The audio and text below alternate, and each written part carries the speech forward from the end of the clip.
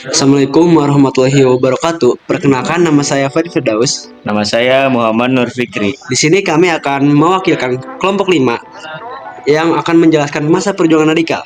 Nah, di sini anggota kami ada Raka Aditya Renanda, Dia Sonia, Fatia Masya Putri, dan saya sendiri Fadi Firdaus. Dan saya Muhammad Nur Fikri. Oke, langsung aja kita ke penjelasan ya.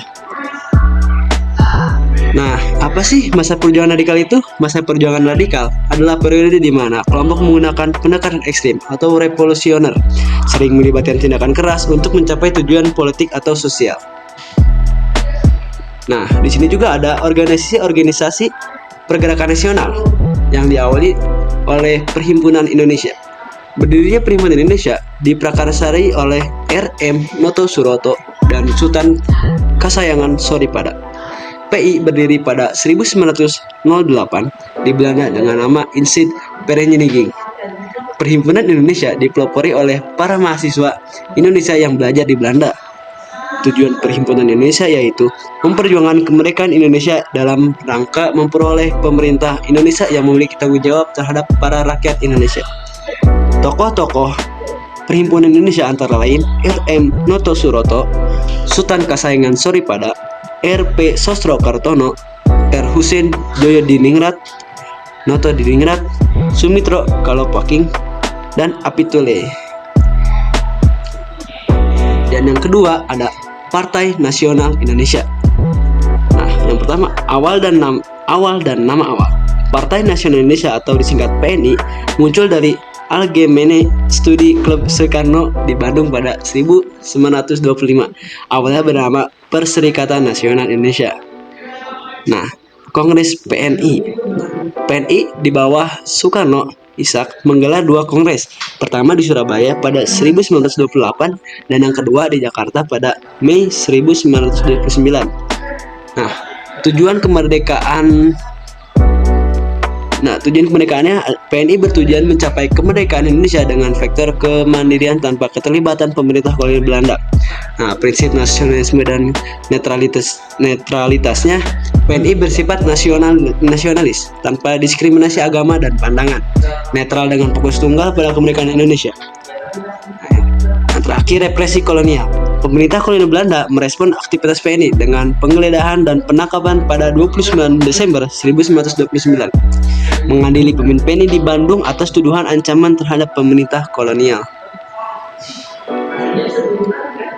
Nah, yang ketiga, Partai Indonesia atau Partindo yang didirikan pada 29 April 1931, bertujuan mencapai kemerdekaan Indonesia dengan prinsip persatuan dan non-diskriminasi.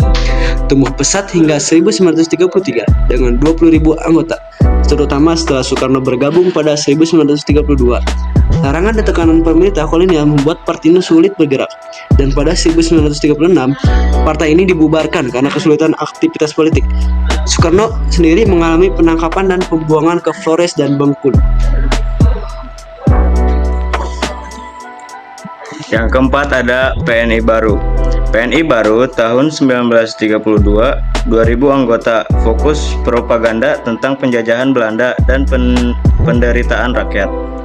Yang kedua, sanksi dan pengawasan. Lebih kecil dari Partindo, dihadapi sanksi hukum dan pengawasan ketat pemerintahan kolonial. 3. Hambatan di desa-desa.